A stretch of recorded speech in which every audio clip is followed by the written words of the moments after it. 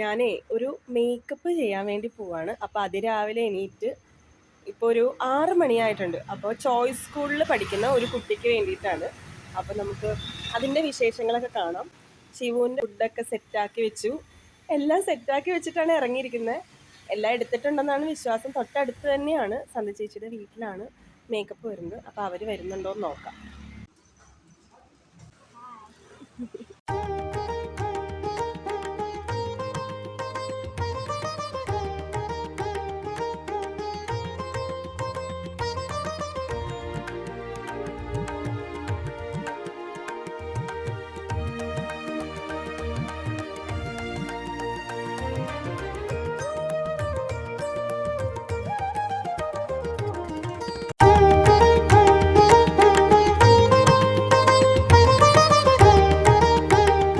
രാവിലെ 8 മണിയാകുമ്പോഴേക്കും സ്കൂളിൽ റിപ്പോർട്ട് ചെയ്യണം എന്നാണ് പറഞ്ഞിരിക്കുന്നത്.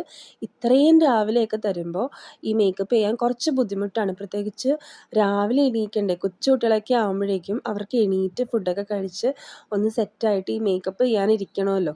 അത് വളരെ പാടാണ് കേട്ടോ. അപ്പം അതിൻ്റെ ഒരു ബുദ്ധിമുട്ട് മാത്രമേ ഉള്ളൂ. അപ്പോൾ ബാല എന്നാണ് നമ്മുടെ കുട്ടിയുടെ പേര്. അപ്പം ഞാൻ ഇതിനു മുമ്പും ബാലേനെ മേക്കപ്പ് ചെയ്തിട്ടുണ്ട്. അതിൻ്റെ വീഡിയോസ് ഞാൻ ഇതിനു മുമ്പ് പോസ്റ്റ് ചെയ്തിട്ടുണ്ട്. ആ ടൈമിൽ ഫോക്ക് ഡാൻസ് ആയിരുന്നു, ദേവിയുടെ വേഷത്തിലായിരുന്നു ചെയ്തിരുന്നത്. അപ്പോൾ കാണാത്തവരുണ്ടെങ്കിൽ ഞാൻ അതും കൂടി ഇതിൻ്റെ കൂട്ടത്തിൽ ഡിസ്ക്രിപ്ഷനിൽ കൊടുത്തേക്കാം കേട്ടോ. ഞാൻ ഇതിനു മുമ്പ് മേക്കപ്പിൻ്റെ വീഡിയോ ഇട്ടിട്ടുണ്ടായിരുന്നു, ഭരതനാട്യം മേക്കപ്പ് തന്നെ. അപ്പോൾ കുറേ പേര് എൻ്റെ അടുത്ത് ചോദിച്ചു എങ്ങനെയാണ് ഭരതനാട്യത്തിൻ്റെ മേക്കപ്പ് പഠിച്ചതെന്നുള്ളത്. സത്യം പറഞ്ഞാൽ ഞാനിത് പഠിച്ചിട്ടൊന്നുമില്ല. ഞാനൊരു 4-5 വയസ്സ് തൊട്ട് ഇങ്ങനെ പ്രോഗ്രാം ചെയ്യാറുണ്ട്. അപ്പോൾ മേക്കപ്പ് മാൻ വന്നു കഴിയുമ്പോൾ ഞാൻ സാറിൻ്റെ അടുത്ത് പോയിട്ട് വെറുതെ ഇങ്ങനെ ഇരിക്കും. എനിക്കിത് ചെയ്യുന്നത് കണ്ടുകൊണ്ടിരിക്കാൻ ഇഷ്ടമാണ് കേട്ടോ. അപ്പോൾ അങ്ങനെ കണ്ട് എനിക്കൊരു ഐഡിയ ഉണ്ടായിരുന്നു.